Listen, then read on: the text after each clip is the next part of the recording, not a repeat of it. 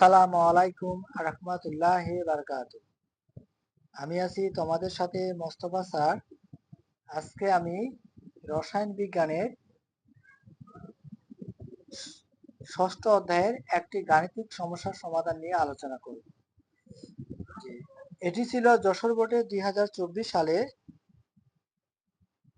প্রশ্নটি ছিল যে দুইটি বিকারের মধ্যে 500 ml এবং 0.25 মোলারিটি সোডিয়াম কার্বনেট দ্রবণ ছিল, অপরটি ছিল 700 ml 0.325 মোলারিটি HCl দ্রবণ।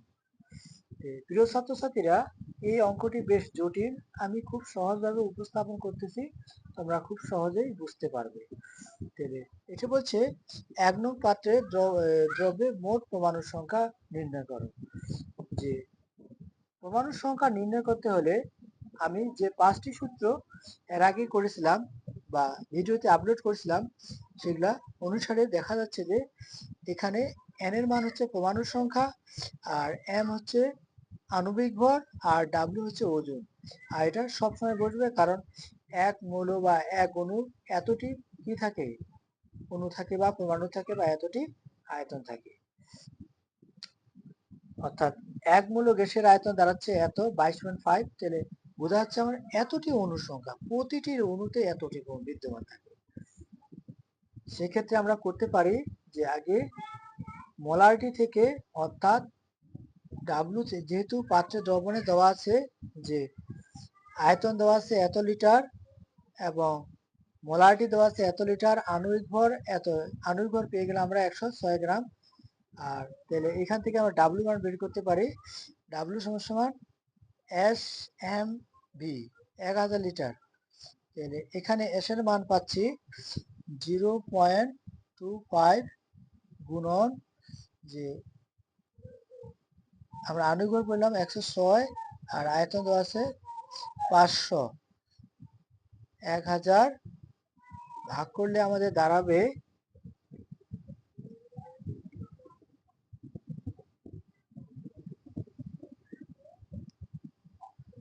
13.25 গ্রাম।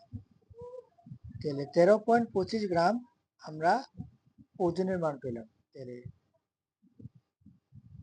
সূত্র অনুসারে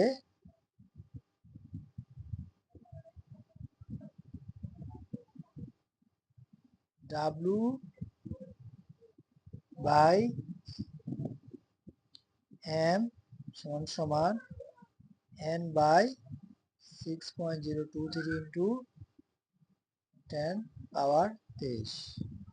আমরা এই সূত্র থেকে এখন কি অণুর ভর নির্ণয় করব।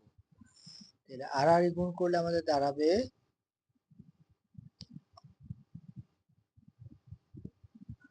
ডাব্লু মান তো পেয়েছি, n এর মান যাচ্ছে n গুণন m 6.023 ইন্টু 10 23 গুণন ডাব্লু।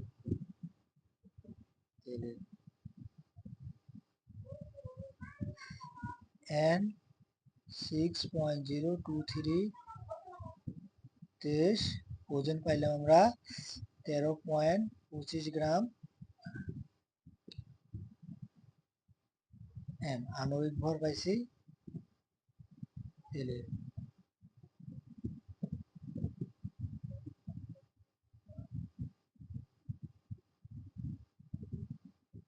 106 গ্রাম। তাহলে এটা ক্যালকুলেশন করলে দাঁড়াবে আমাদের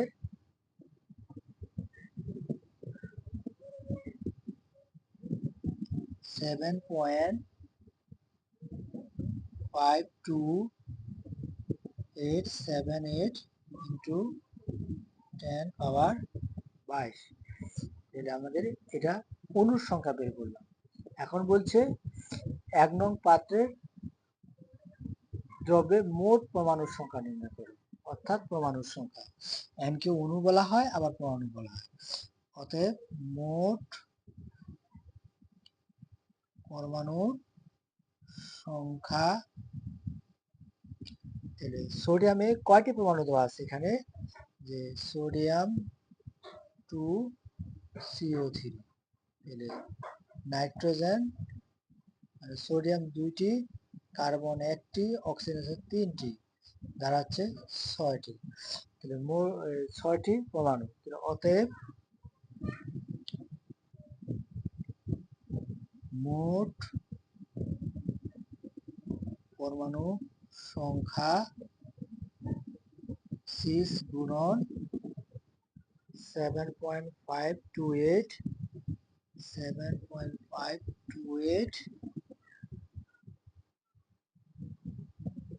78 ইন্টু 10 পাওয়ার 22 গুণ করলে আমাদের দাঁড়াবে 4.5173 ইন্টু 10 22। তাহলে দাঁড়াচ্ছে আমাদের এতটি পরমাণু। তাহলে মোট পরমাণুর সঙ্গে আমরা অলরেডি পেয়ে গেলাম। তাহলে প্রিয় ছাত্রছাত্রীরা, খুবই অঙ্কটা সহজ, তোমরা সহজেই বুঝতে পারবে এবং সূত্রগুলো অবশ্যই একটু মনে রাখার চেষ্টা করবে।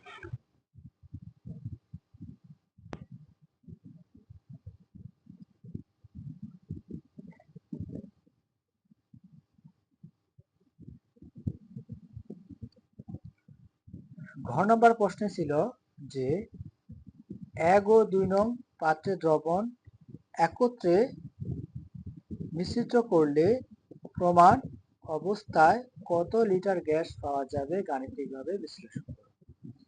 তাহলে অবশ্যই 1 ও 2 নং পাত্র দ্রবণকে একটাকে মিশ্রিত করতে হবে। তাহলে বিক্রিয়া অনুসারে করতে হবে যে সোডিয়াম 2 কার্বনেট প্লাস HCl বিক্রিয়া করলে দাঁড়াবে আমাদের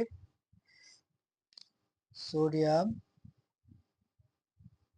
ক্লোরাইড, যেহেতু এখানে 2 নিলাম 2, তাহলে সমাধাকরণ এখানে আমাদেরকে নিতে হবে 2, দুইটা chlorine plus carbon die oxide plus কি পানি। তাহলে প্রিয় ছাত্রছাত্রীরা, কার্বন ডাই অক্সাইড হচ্ছে গ্যাস, এটা হচ্ছে গ্যাসীয়।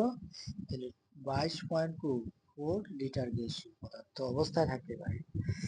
তাহলে এটা গ্যাসীয় পদার্থ, আর এটা হচ্ছে তরল, এটা হচ্ছে সলিড। তাহলে আমাকে শুধু বলছে প্রমাণ অবস্থায় গ্যাসীয় পদার্থ পাওয়া যাবে সেটা মান করতে হবে। আমরা এটা মান করব যে কার্বন ডাই অক্সাইড অবস্থায় কত গ্রাম আমরা পাবো সেটা আমাদেরকে বের করতে হবে। তাহলে প্রিয় ছাত্রছাত্রীরা, যেহেতু এর আণবিক ভর পেয়ে গেলাম আমরা 106 গ্রাম, আর এর আণবিক ভর হচ্ছে 2 ব্র্যাকেটে, হাইড্রোজেন হচ্ছে 1, আর ক্লোরিন হচ্ছে কি 35.5। তাহলে দাঁড়াচ্ছে 2 36.5, তাহলে 73 গ্রাম। কত গ্রাম? 73 গ্রাম আমরা পেয়ে গেলাম তার আণবিক ভর।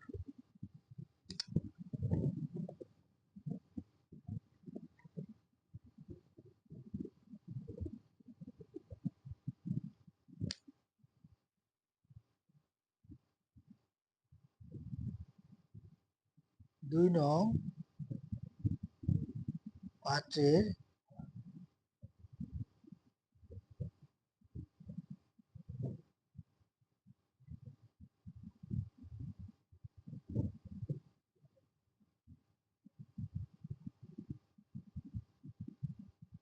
ওজন হবে, অর্থাৎ কত নং ওজন সেটা আমাদেরকে বের করতে হবে।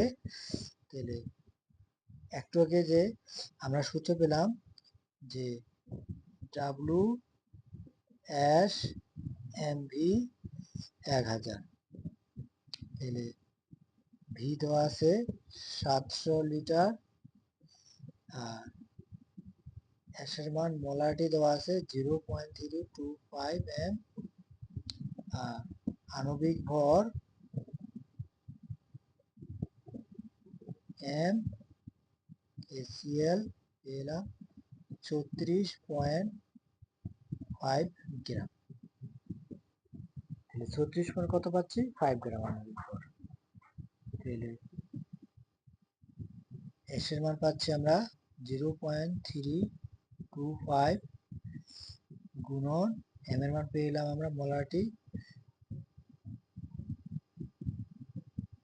সরি কিভাবে আণবিক ভর পেয়েছি আমরা 36.5, আয়তন পাচ্ছে 700,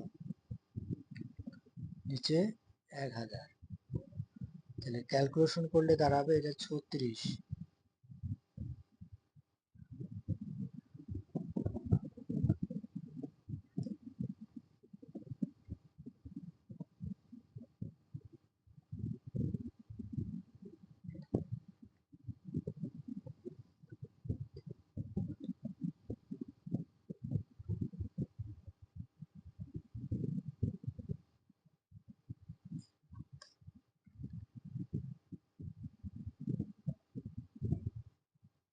8.304 গ্রাম আমরা এটা পেয়ে গেলাম প্রিয় ছাত্রছাত্রীরা, আমরা এটা পেয়ে গেলাম। তাহলে যেহেতু কোন বিক্রিয়াটি আগে শেষ হবে সেটা আমাকে দুইটা পাত্রে আমরা দুইটা দ্রবণে একটা পাত্রে মিশ্রিত করলাম। মিশ্রিত করার পর আমাদের কোনটি প্রমাণ অবস্থায় কোনটির কত লিটার গ্যাস পাওয়া যাবে সেটা আমাদেরকে বের করতে হবে। তাহলে প্রিয় ছাত্রছাত্রীরা, তাহলে এটা তো আমরা ওজন বার করলাম। এবার যেহেতু বিক্রিয়াটিকে অর্থাৎ দ্রবণ দুটিকে আমরা একত্রে মিশ্রিত করছি, সেজন্য আমাদেরকে এটা লিমিটেড বিক্রিয়া বের করতে হবে। কারণ লিমিটেড বিক্রিয়া বের করলে আমরা কোন দ্রবণটা অবশিষ্ট পাবো সেটা থেকে আমরা গ্যাসীয় অবস্থায় পাওয়া যাবে।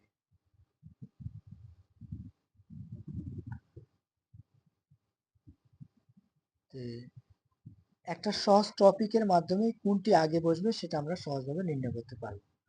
ছাত্রছাত্রীরা, এটা ছিল যে 106 ভাগ, এটা কত পাইছি আমরা, এসিএল 36.5, সরি এখানে দেওয়া আছে 106 আর এটা পাইছি 73, ভাগ করলে আমাদের দাঁড়াবে 1.4। আর যেটা আমরা পূর্বে পেয়ে গেলাম, অর্থাৎ ওজন পাত্রের মধ্যে দেওয়া ছিল, আমরা ওজন পাইছি ডাব্লু সমান এটা পাইছি আমরা 13.5 গ্রাম, আর এটাতে পেলাম আমরা 8.304 গ্রাম।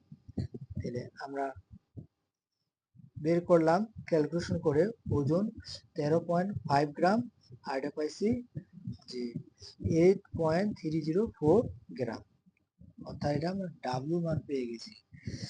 দ্রবণে দেওয়া আছে, তাহলে যেটা বিক্রিয়া করে আমরা পেলাম 1.5, আর দ্রবণে দেওয়া ছিল 13.5 আর 8.30, 1.5 গ্রাম। তাহলে প্রিয় ছাত্রছাত্রীরা, যেহেতু এটা বেশি এটা কম, সেই জন্য আমি আর আগে বলতেছি, যদি আণবিক ভর বিক্রিয়কের আণবিক ভর, মানে এটা হচ্ছে বিক্রিয়ক, এটা হচ্ছে উৎপাদ, বিক্রিয়কের আণবিক ভরে যদি করা হয়, সেটা যদি বেশি হয় তাহলে শুরুতে নিতে হবে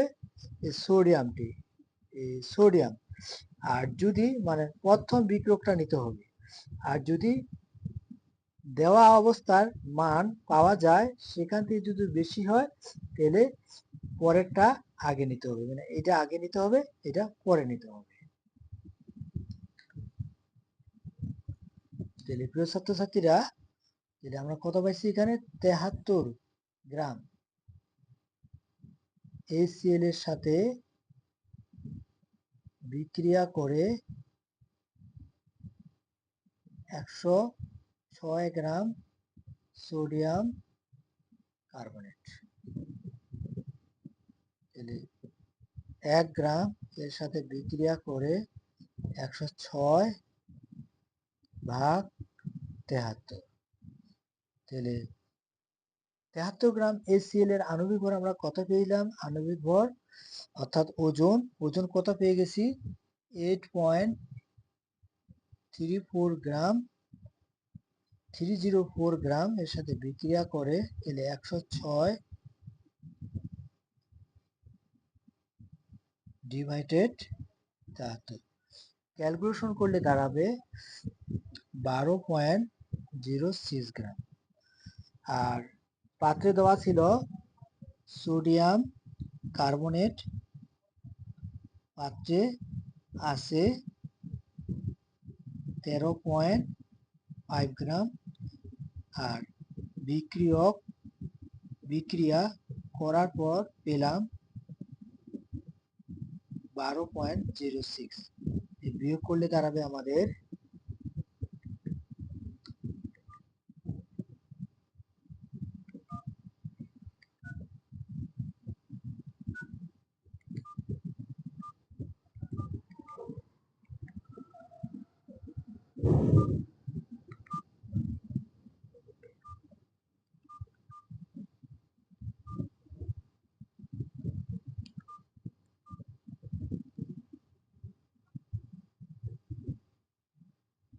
0.9 গ্রাম অবশিষ্ট থাকতেছে সোডিয়াম কার্বনেট।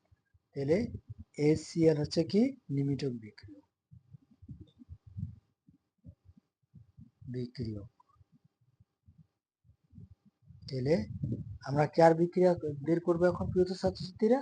তাহলে সোডিয়াম কার্বনেটের আমরা গ্যাসীয় অবস্থা বের করব।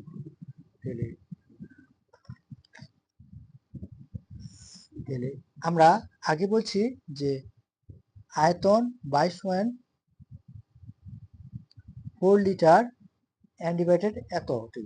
তাহলে এখান থেকে আমরা আয়তন পেলাম 2.8 লিটার। প্রিয় ছাত্রছাত্রীরা, তাহলে 2.5 লিটার গ্যাসীয় অবস্থায় প্রমাণ অবস্থায় কি পাওয়া যাবে? তোমরা অবশ্যই অঙ্কটা সহজভাবে বুঝতে পারছো। আসসালামু আলাইকুম ওয়া রাহমাতুল্লাহি ওয়া বারাকাতুহু।